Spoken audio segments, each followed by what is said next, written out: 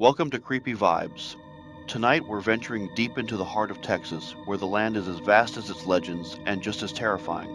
From eerie lights haunting dark rivers to ancient forces that never should have been disturbed, get ready for 5 of the most disturbing true Texas horror stories that will make you question what's real and what's lurking just beyond the horizon. But before we begin, here's something strange. Most viewers make one huge mistake. They leave without subscribing, and by doing so, they miss out on the creepiest, spine-tingling tales that only the bravest dare to hear. Don't be one of them. Hit that subscribe button now, because tonight's just the beginning and the terror waiting in the darkness is far from over. So, where are you watching from, and what time is it there? Let me know in the comments, because here the night is only getting started and the horror is waiting to unfold. Now let's dive into the darkness. In the summer of 1973, the small town of Corpus Christi was shaken by the disappearance of the Children of the Flame, a choir of 10 boys and girls who had, for months, filled the pews of St. Eustace's Church with haunting hymns. The children, innocent in appearance, were not like other choirs. Their robes, stitched with care and strange symbolism, were as unsettling as they were beautiful. A burning eye with teeth, not a cross, but a symbol of flame, fury, and hunger, was sewn into each garment. The children wore these robes like a second skin, and the songs they sang bore no resemblance to the hymns of the Lord. There was an edge to their voices, a hunger. When the children vanished one evening, the town of Corpus Christi fell into disarray. Their robes were found as though they had been left behind in haste, carefully folded on the church pews. Not a single trace of the children remained. The investigation was ineffectual. Questions went unanswered. The town's whispers spoke of foul magic, of dark rituals, and of an ancient hunger that had risen from the earth beneath their feet. The police, baffled and reluctant, soon abandoned the case. But some mysteries cannot be buried. Years later, in 1987, the church was scheduled for demolition. The rot of neglect had made the building unsalvageable, its walls crumbling like dry skin, its stained glass windows long shattered. The final blows came in the form of a wrecking ball, but what was discovered beneath the foundations would send a chill into the heart of anyone who dared to approach. When the walls of the church fell, they revealed something hidden beneath, a staircase. Carved deep into the limestone, the steps spiraled downward, leading to a dark, unknown depth. They seemed to defy reason. How could such a passage have remained concealed all these years? The air around it was thick with the scent of decay, as though the earth itself had sealed it away, eager to forget what lay below. The police descended with trepidation, their flashlights flickering against the oppressive blackness. Their footsteps were swallowed by the shadows, as though the very ground was consuming them, pulling them deeper into something far older than they were prepared to understand. They went into the dark for answers. They returned changed. One officer, a seasoned detective named Corbin, came back with his face hollow, his eyes gone. He had gouged them out with a crucifix, screaming incoherently about voices of gold and tongues of fire. His skin was burned as though scorched by an invisible flame, his clothes clinging to him like rags. He muttered incessantly, repeating one phrase over and over. The song is alive. It lives beneath, it calls to me. It knows. The others who ventured down never came back. At first the town thought it was the madness of one man, until the next day. In the center of the chapel where the altar once stood, the body of a second officer was found. Nothing but a charred outline, the shape of a man imprinted on the floor like a blackened ghost, his limbs splayed out in twisted angles. His body had been burned away. No flesh remained, only the outline of his form as though he had been consumed by some unseen fire. A single burned mark, shaped like an eye, was seared into the center of his chest. No trace of him existed, save for the outline, a silhouette of agony burned into the chapel floor for eternity. The town sealed the church off, but the damage was done. The legacy of St. Eustace's Church and the haunting melodies of the Children of the Flame had been released. The memories lingered like an echo. The whispers grew louder, felt on the wind, and soon enough there were rumors. Rumors of people hearing songs in the dead of night, songs that sounded like the children's voices but twisted into something unholy. The music came from below, deep beneath the earth. Some say the children still sing. They sing below the world. In the deepest, most unspeakable parts of the earth, the choir continues, their voices threaded with the hunger of the ancient things that live in the dark. things that have always been, things that feed on hymns, on prayers, on innocence. The songs they sing now are not of joy, but of sacrifice, songs of flesh and fire. And the children, they are no longer children, not in the way you or I understand it. They are servants now. Their voices are the keys to unlocking something far older than the town itself, a presence that waits. It is not a god or a devil. It is something far older, something that feeds on the song, a hunger as old as the earth itself. Some nights, when the wind blows just right, the people of Corpus Christi claim to hear the voices, faint at first, then growing louder as the wind picks up. The children singing, echoing in a language no living person can understand. A language that makes your teeth bleed, that pulls you deeper into the earth with every note, every melody that calls to you. And those who listen, they are never the same. They cannot be, because there is something alive in those songs, something that has fed for centuries on innocence and fire, something that waits beneath the church. In the desolate vastness of West Texas, where the desert yawns like a wound left open too long, the land of Marfa harbors a secret too foul to speak openly. Beneath its cracked earth and sun-scorched air, something watches. And sometimes, when the night grows still and the wind carries whispers too ancient to understand, the Marfa lights appear. They hover like distant stars caught in a storm, flickering, darting, dancing across the horizon, sometimes white, sometimes red, and always unreachable. The locals, who have lived among the haunting vastness for generations, call them simply the Marfa lights. They tell their children not to chase them, to ignore them, for to pursue these lights is to walk into a place where the rules of the living cease to matter. But curiosity is a powerful thing, and even the most skeptical among them cannot resist the pull of that glowing mystery. In 1981, Lila Vargas, a woman with a stubborn thirst for the truth, ventured into the desert at twilight, her eyes set on the lights. She had heard the stories, the theories, the rumors, the scientific explanations. Gas, headlights, the reflective properties of minerals. She thought it was nothing more than a trick of the mind, but she couldn't resist. Her need to know, to understand, drove her deeper into the empty, yawning desert, toward the lights that flitted and played just beyond reach. She was never seen again, not for days, not for weeks. The authorities found her body weeks later, lying beneath the relentless desert sky. She was intact at first glance, but when they touched her skin, it crumbled like parchment, brittle and dry, as though all the moisture had been drained from her bones. It wasn't the body of a woman who had died in the wilderness. No, Lila had been emptied. She was hollow. Her body was a fragile shell, like that of a cicada, its life force siphoned away.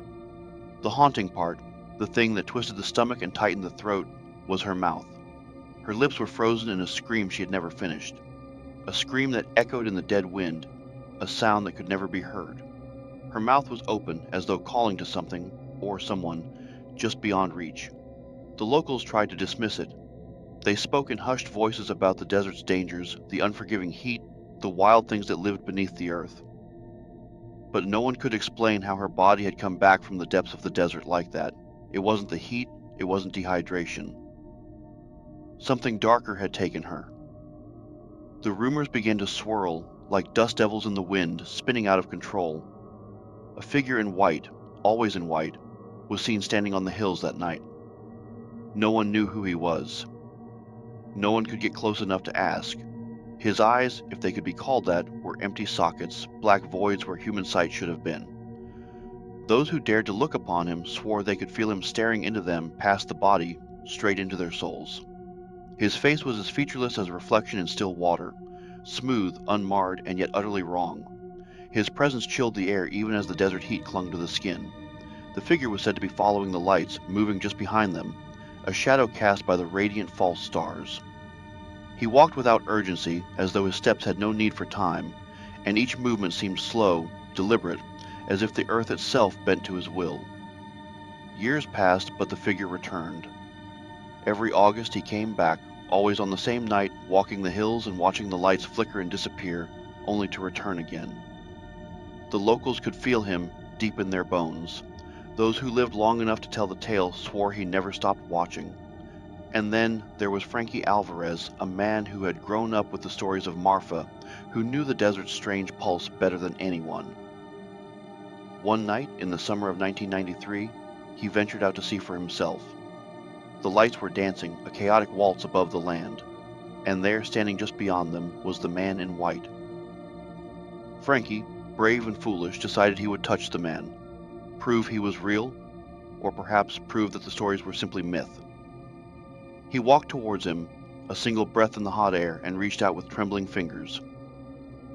The moment his hand brushed the man's arm, something melted off. Not like flesh, not like skin.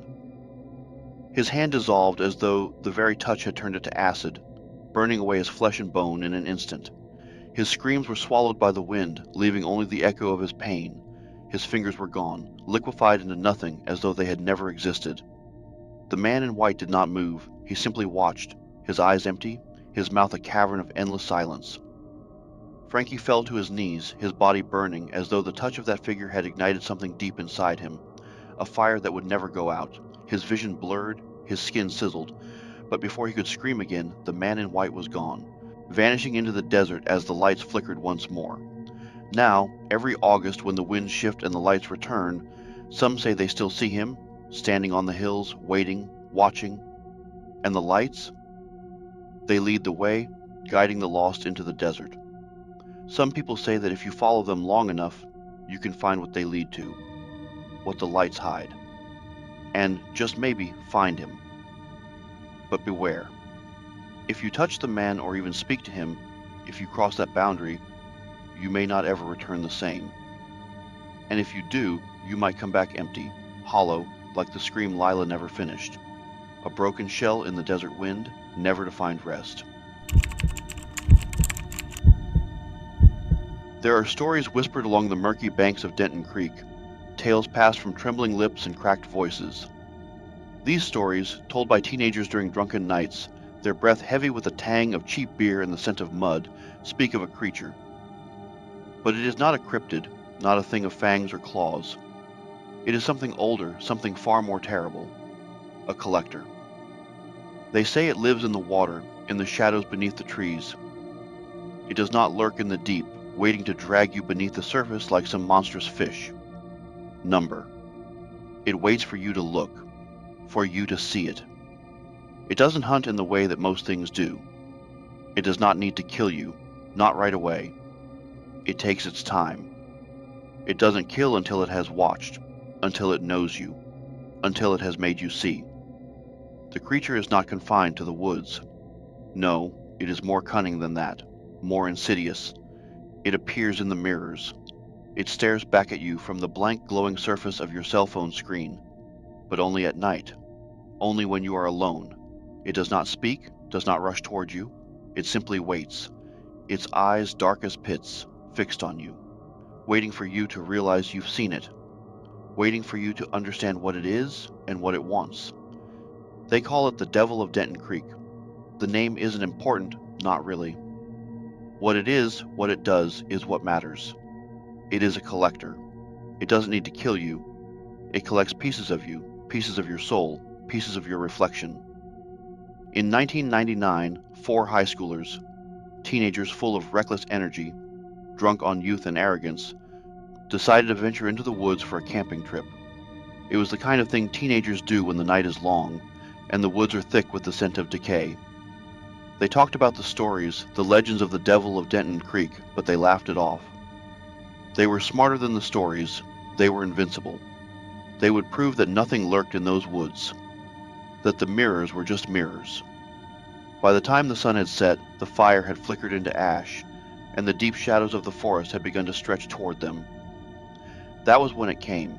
It came in a reflection at first, flickering in the surface of the creek, shimmering like a mirage, so brief, so fleeting. But they saw it. They all saw it, standing just at the edge of the water. It was drenched in mud, its body a twisted mass of bone and flesh. Bones were woven into its skin like jewelry, their sharp points jutting out from its body like grotesque spikes. The creature's face, if you could call it that, was a shifting thing, more mask than flesh. Eyes blacker than night, too dark to even reflect the moonlight, stared back at them with an intensity that gnawed at their insides. The air grew heavy, thick with a pressure they couldn't explain. The very woods around them seemed to pull in closer, as if the earth itself wanted to swallow them whole. The creature did not move toward them, not at first. It simply watched, like a predator who has seen its prey but chooses to enjoy the hunt. It waited. When the 4 teenagers left the woods, only 3 returned.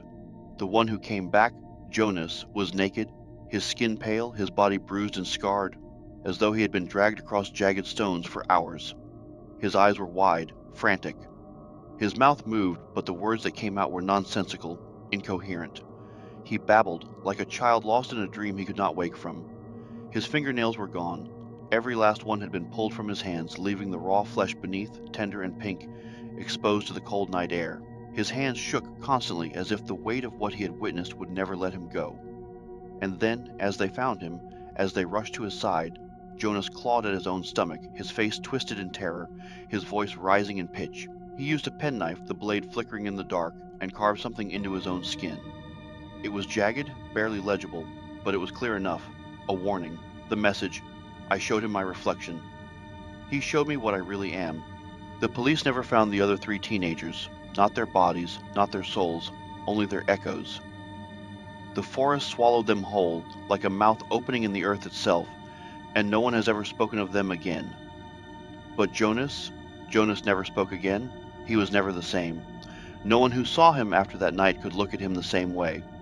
His eyes, once sharp and full of life, now held nothing but emptiness.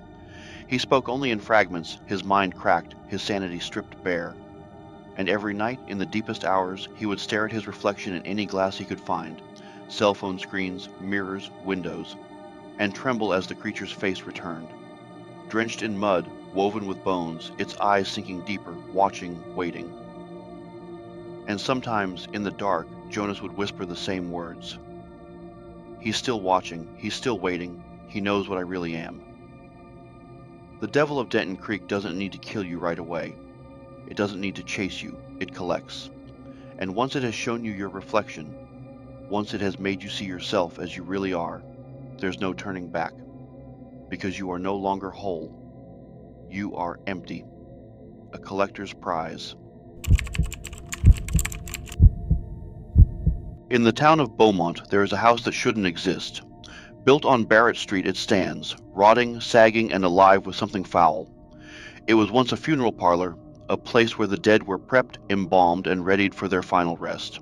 It was a place that smelled of formaldehyde and death, until the day the mortician, Ellis Cage, was arrested for what he called his art. Cage wasn't content simply burying the dead. No, he wanted more, much more. He believed death was only the beginning, that the corpse could still be an expression of life, a performance. He filled them with wax, turning their limbs into grotesque marionettes. He puppeted their arms and legs, their bodies becoming nothing more than empty vessels to hold his twisted vision. He sewed their lips into cruel horsehair smiles, crafting a distorted vision of joy, a joy that would forever mock the dead. Cage called them his audience, the ones who would always watch but never speak. His creations, frozen in their unnatural poses, sat silently in the dim waxen light, clapping their hands in stillness. They had no choice. They were bound to him, to his whims, to his need to see life from a place of death. But the townspeople didn't understand. They couldn't understand. When the authorities uncovered what Ellis Cage had done, when the truth bled out from the walls of his funeral parlor, he was arrested and the house was condemned. No one was brave enough to even stand near it. They tried to demolish it 5 times. The first time the bulldozers came to tear it down, to wipe it from the face of the earth, but the walls bled, thick, dark human blood, type O negative, the rarest kind, began to seep from every crack, every crevice. It poured down in rivulets, staining the ground red, as though the house itself refused to die. The workers panicked, abandoning the scene in terror. They couldn't explain it, but they didn't need to. No one wanted to get any closer. The second time they tried, the same thing happened. And the third, and the fourth, and the fifth. Each time the house bled, as though it had tasted something in its walls that it couldn't let go of. Each time, the workers disappeared, leaving behind only the sickening stain of blood on the earth beneath. No one in Beaumont had the courage to try again, but the house never stopped bleeding. At night, when the moon was high and the streets grew quiet, the house on Barrett Street was never truly still. They say you can still see it even now through the grime-coated windows, silhouettes twitching, jerking, bowing in eternal applause. The waxen figures, stiff and unmoving by day, come to life at night. They are no longer the passive audience that Cage created. They are something else now. They move, they watch, and they applaud. One night, a man named Ted McAllister, drunk, foolhardy, and daring, decided to test the legend. His friends dared him to spend the night in the house. The rules were simple. He had to stay inside until dawn, alone, and he could return with proof. Anything to show he'd survived. Maybe it was the alcohol, maybe it was pride. But Ted was compelled by something deeper than either. He wanted to see. He entered the house with nothing but a flashlight, his shadow playing across the blood-streaked walls. The air was thick, heavy, saturated with a stench that clung to the skin. The house was alive, like a corpse still breathing, its pulse thumping in the dark. The hours passed, the house creaking, groaning, as though it was aware of his presence. And then, just before dawn, Ted finally saw them. They stood in the upstairs windows, their bodies twitching, their stiff limbs jerking as if forced by invisible strings. They were clapping for him. Their empty eyes, waxen, grotesque, glittered in the pale moonlight. They applauded, their decayed fingers creaking with the effort, clattering like brittle bones, clapping in time with a rhythm that only they understood. But then Ted saw something else. There was something behind them, something that had not been there before. The shadow of a man, a tall, distorted figure standing in the doorway. The figure was drenched in blood, its face obscured by the same wax Cage had once used to create his masterpieces. Its eyes were wide, empty, a smile stretched too tight. The shadow grinned, the thin lips stretched wide like a mask, and for a fleeting moment, Ted could almost hear the sound of bones breaking under the weight of that smile. The next morning, when Ted's friends returned to the house to find him, they found something much worse than death. They found him lying on the cold floor, his body contorted in ways that no human body should be able to bend. His teeth had been removed, every single one. His eyes were stitched open, the thread pulled so tight that it left the skin raw and irritated. His mouth was a frozen, gaping scream, yet no sound came from him. In his hand, he clutched a note. It was written in something dark, red, but it was not blood. The note read, "They're so proud of what they've become. No one has dared to enter the house on Barrett Street since. No one wants to test what Ellis Cage started, but the house still stands, soaked in blood, stained by the silence that speaks louder than any scream. And at night, if you're standing in the right place, just beneath the glowing windows, you might still hear the sound of applause. You might still see the silhouettes jerking and bowing, their waxen faces eternally twisted in silent joy. They will never stop, and neither will the house." In the year 2007, a construction crew in Amarillo, Texas, digging for a new subdivision, stumbled upon something that should have never been uncovered. Deep beneath the earth, tangled in the roots of long-forgotten trees, they unearthed a book bound in human skin, its cover slick with the faint residue of some ancient, unseen oil. Its surface shimmered almost as though it were alive, pulsing with the kind of energy that seemed to vibrate just beneath the skin. The crew was wary at first, unsure of what they had found, but they were curious too, and curiosity has a way of blinding men to the dangers they can't understand. They took the book to the local university, hoping that perhaps a linguistics professor could shed some light on the strange, shimmering script written within. But what they couldn't know was that opening that book would set in motion a chain of events far darker than they could have imagined. Dr. Lawrence Haggard, the professor who first laid hands on the book, was a man of reason. A scholar who had spent decades studying ancient languages, lost texts, and forgotten symbols. Yet, when he opened the book in front of his class, his face twisted in horror. The words on the pages seemed to shift, flickering like oil on water, changing their shapes as if they had a life of their own. The room fell silent. The students stared, entranced, unsure if they were seeing the same thing. Dr. Haggard's eyes widened, his mouth muttering words in a language that no one could recognize. He dropped the book and staggered back, his hands trembling. Then, in one terrible moment, the professor set himself on fire. Not from a match, not from a spark, but from within. His body combusted, flames licking up his limbs as he screamed, "I see the words in my blood." The fire spread quickly. The students fled in terror, their minds too overwhelmed to make sense of what they had witnessed. Dr. Haggard's body was found later, a charred husk, the book gone. They tried to seal the book's secrets, but nothing could stop it. The strange ink had already infected the university's walls, its influence seeping into the soil beneath the campus. A week later, Sophia Albrecht, a student who had touched the book during the chaos, began to dream. But these were no ordinary dreams. Each night she saw a god beneath the soil, its massive form writhing in the darkness.